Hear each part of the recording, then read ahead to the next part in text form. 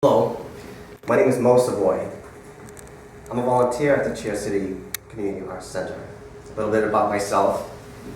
I'm the sixth of 7 children. My brother Guy, he was number 2. My parents immigrated to the U.S. in the early 60s from New Brunswick, Canada, as a lot of Gardner has French-Canadian heritage. I became a volunteer of the Arts Center when I learned that my brother Guy Savoie would be a subject and featured in the Chair City World History book series. In fact, once my whole family heard about it, we all wanted to get involved into the project. My brother Guy worked at Nichols and Stones for 35 years, from working part-time while in high school until its closing in 2008.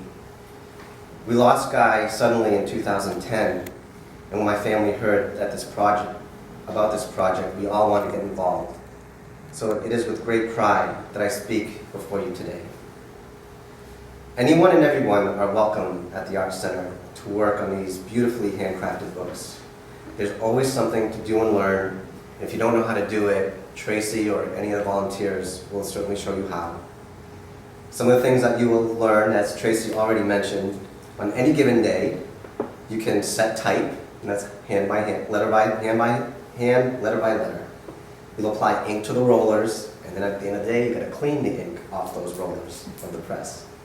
If for the adventurous, you can make handcrafted engravings for the illustrations.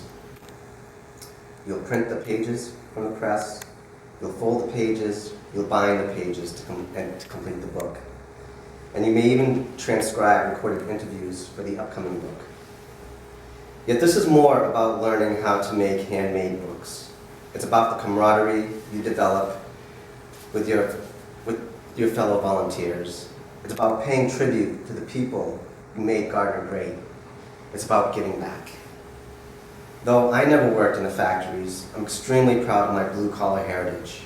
I went off to college, and even though I was never the smartest kid in the class, I was always one of the hardest working. I attribute that to what I learned while growing up in Gardner.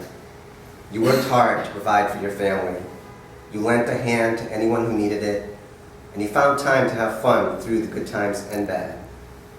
Life was not always easy, even when the work was plentiful, but you were grateful for the opportunities that you were given, and most of all, you were extremely proud of the products that you made. Here's a little story in closing. When I was a child, my mother worked for a short time at one of the biggest furniture factories in Gardner, called the Haywood Wakefield Company. The factory overlooked the apartment house we were living in. My mother would tell us that during her breaks, she could see us kids playing in the backyard. My parents eventually bought a house where they lived for many years. After the factory had shut down, the building was converted to an apartment building.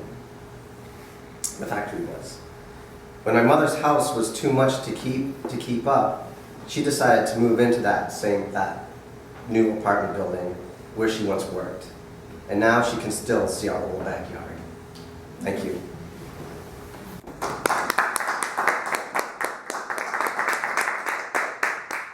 I'm sorry we forgot to flip the photos.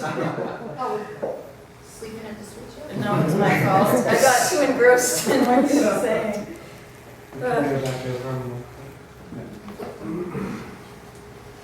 Those were